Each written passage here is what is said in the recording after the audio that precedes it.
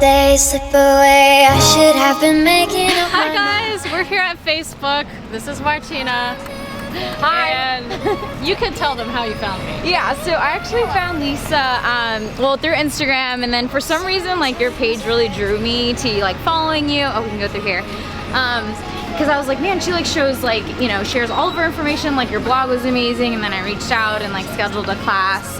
Private class. Yeah. In my house. A private class, and I was, like, super nervous, but I stayed probably, like, 5 hours or something. It was a long time, but it was a good time. Yeah, and then pretty much, like, bought everything on a resource page and then started my own cookie page, so. And now she's killing it. Yeah. Martina here. She's going to tell us a little bit about what she does at Facebook. So I am a technical recruiter. So what I do is, like, I'm the one who, like, sends you messages on LinkedIn and, like, see if you're interested in looking for a job. And then once you say yes, then I kind of put you through the process, and that's what I do here. So What kind of people do you find? I actually look for the engineers that power your ads and, like, the stories on your newsfeed. So they're called, like, machine learning engineers. Interesting. Yeah. Okay. Yeah. So she's here and giving us a tour of Facebook today. So let's talk about what we're going to do and what we're going to see. So we definitely are going to go to Instagram because obviously, like, a lot of our platform and things like that. So we'll see that. Another really cool thing about our office is we have a rooftop garden. Okay. So that you can, like, see across the bay. So I think that would be something really sweet for you guys to go to. Sweet. Yeah. All right. always.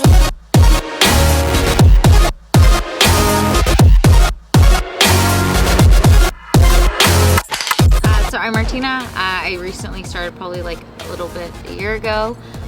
So I work at Facebook here as, like, a technical recruiter. And actually how I started, I actually met up with, like, a more local cookie group. And then this one girl was, like, into icing or, you know, decorated cookies. And I was like, what is this? And then I just, like, went down this rabbit hole and, like. Are you still in touch with them? Some of them, Okay, yeah. okay, sweet. Yeah. So went down this rabbit hole, like, I was like, man, this cookie thing is, like, larger than what I had thought, you know? And then I was like, oh, this looks like easy, something that I could do. Yeah, and then. No problem. I know.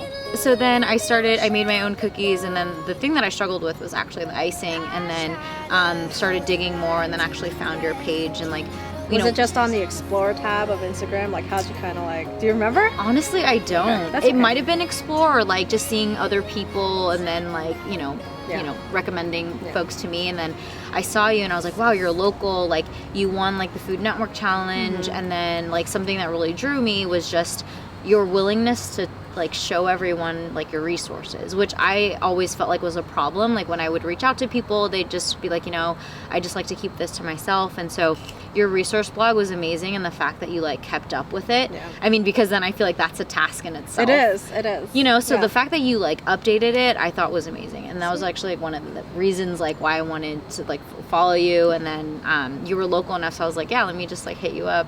How long did it take for you to be like, all right, I found the resources, and now let's see if she's, like, giving classes? Like, what was that time period like? Couple months, couple weeks? It honestly was a couple of weeks. I was just like, well, I want to do a private class. So then I wanted to, like, make sure I have enough money to do a private class. So then I was like, yeah, let me just see if you're free. Sweet. And then I just really preferred that over a group class because I mean, I was diving right in. So I wanted to be able to ask you the questions, everything. Yeah, it's super personal. And so Martina came over, and like, we spent like 5-6 hours together in the afternoon and just hung out, talked about technical cookies, but also, like, life, cookie business and what that really entails, what that means.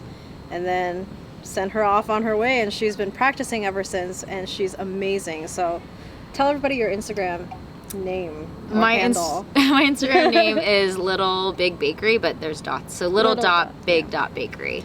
And she does amazing work, and her business has taken off more. Would you say it's more than what you expected? Or, like, tell me a little bit about kind of why you wanted to get into it, aside from, hey, this is pretty and I want to do it, looks cool, let's do it.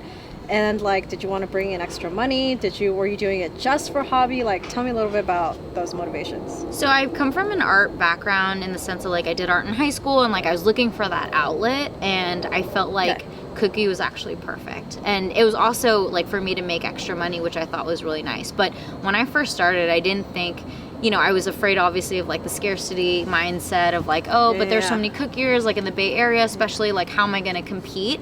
But then I felt like I found my niche, which was being really detail oriented and having like really clean lines, and I felt like that was really important to me. And then like just seeing everyone else's work, I was like, mine, I mean, it just is different. And so I felt like that could set me apart. And then also it's like I also work full time, and I have other hobbies like playing volleyball, like going to the gym. And so I just felt like in terms of how I priced my cookies, like, Tell us where you like started, and then what kind of changed as you did more, how you changed not only monetarily, but the way you felt about it and your mindset about it. So when I first started, it was like I was really into just like making samples or like just putting my work out there, right? Like I put my work out there in our micro kitchens that we have, and just right here at work. Yeah. So I just dropped them off, and then even from there I got like buzz, and then I knew a lot of events people, so I could kind of get my foot in through there, which was great. But then like I tried to take on too many orders at one point, and it was just like my time is worth so much more. And so I felt like that was reason enough for me to increase my pricing. Because so what was your schedule like though at that time when you were doing so many orders? Were you like staying up hell late? Oh yeah. I would stay up probably until 4 and then still wake up and like go to the gym, go to work, so it really started to tax on me, because then I had to, still work at night, and then, I just really had to find a compromise. Did you feel like you were starting to kind of decrease in performance at work and like just life in general? My life in terms of feeling like refreshed, but but it was crazy because work was going really well. This work, my actual Facebook work was going really well, and then so with my cooking, I just felt like I really just needed to get better habits. And you like your job, like your day job and everything? Okay. Yeah, I do. Good. So you kind of figured out, all right, so this is a ton of work. I'm spending a lot of time doing it. My time is worth more. So is that when you started to increase your prices, or like what did you do as a result of that? Or just say no to orders? It was both. Like, because at first I was like, okay, $375, and then I'm like, oh, is that expensive? But then at one point when I started doing more complicated orders, I was like, this is a lot of work, because I have to do it in days. Yeah, you can't finish it all just in one go, right? No, I mean, I wish I could. But, so I just felt like from there, I was like, you know what, like this is kind of the minimum, and then I just have to stick with it. Because there were times where I wanted to teeter, like for friends or like for coworkers. Is it tempting? Don't you feel like, I feel like when you start selling your cookies, there's always like an addictive part to it, in that you're like, oh, I'm getting like $40-50, it's coming in, it feels really good, people are really happy, and then that feeling of gratification becomes addictive. For me, that's what it was like. I don't know if that's what it was like for you. Did you feel it? Yeah. Definitely. It's just like there's always a point where I'm like, okay, I'm excited about this order, and then there's just like, oh my god, I just have to get through this hump.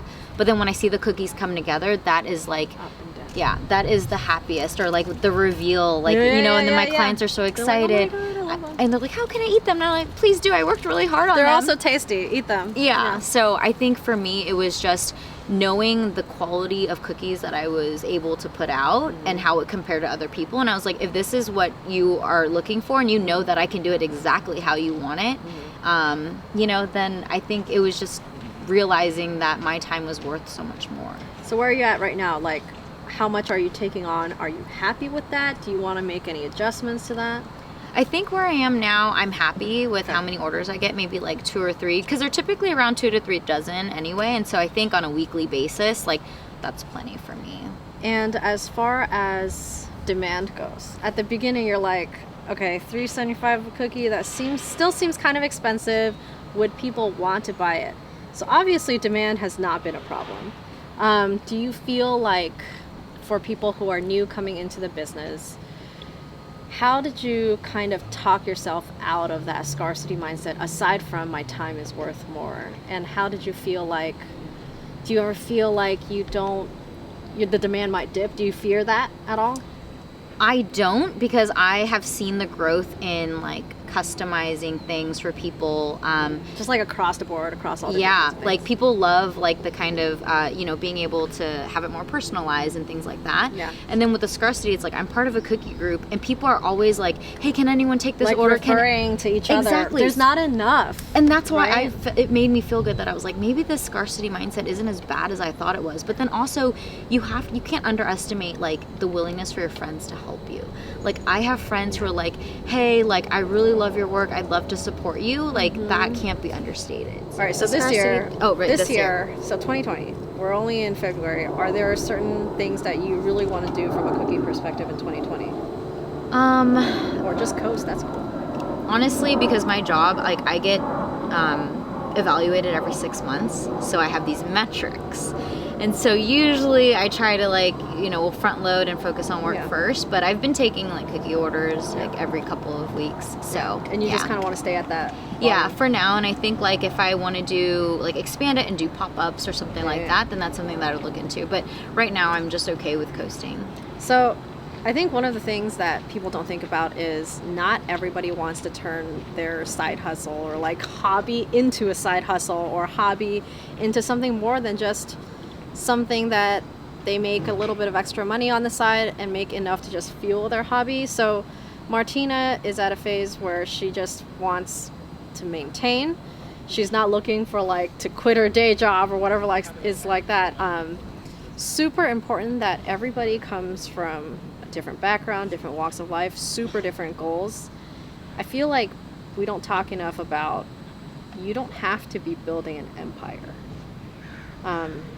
And each phase of my life, like a year ago, this is not what I wanted. Like right when we met a year ago, I was like, man, I really like my job. I make good money. I'm super comfortable. Remote, I work remote. I can do this cookie thing on the side. I'm super satisfied.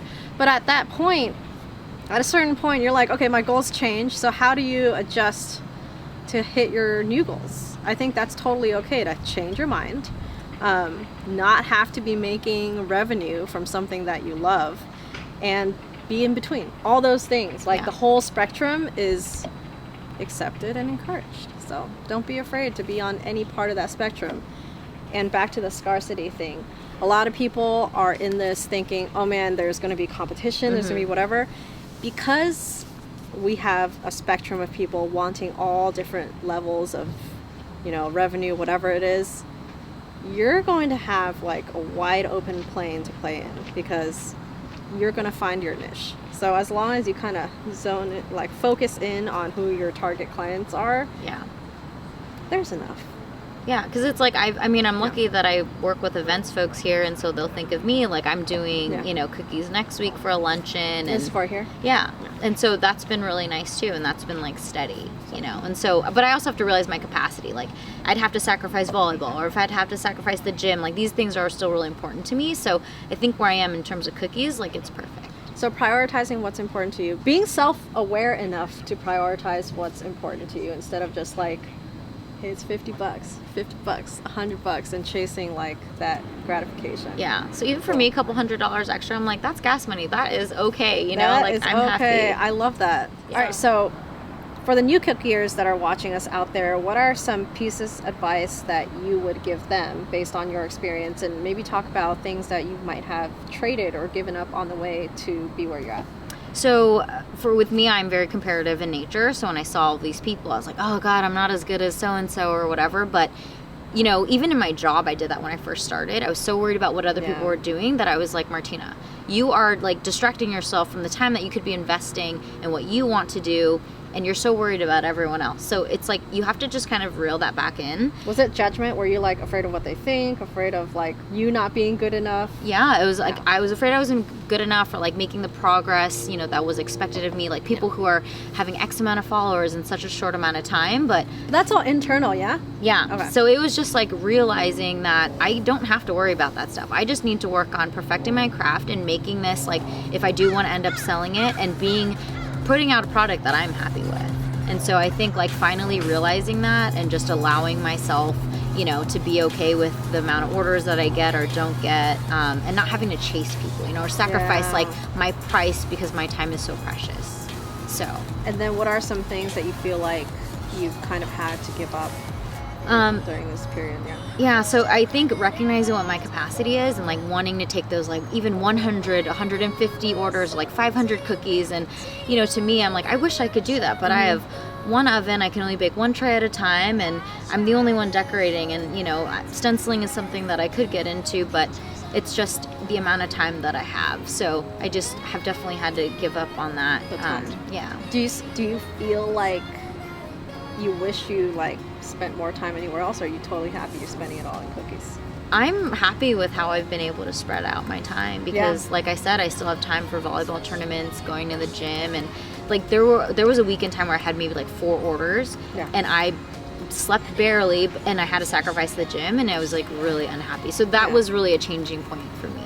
So you knew. Yeah. So, awesome. Yeah. Well, thank you for showing us around the campus. Of course. Really, thank you for your time. It was so nice to be here, and follow her on Instagram, you guys. We will link it below. Thank you. Pushing back.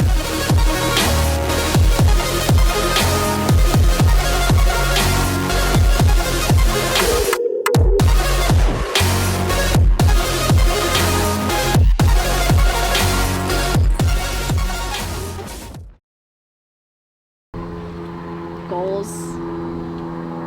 Just gonna wait for the plane. Oh, just what? Just gonna wait for the plane. Oh, got it. It's noisy. Oh, sorry. That's okay. I didn't say you could have one. What? You think anyone? Obviously.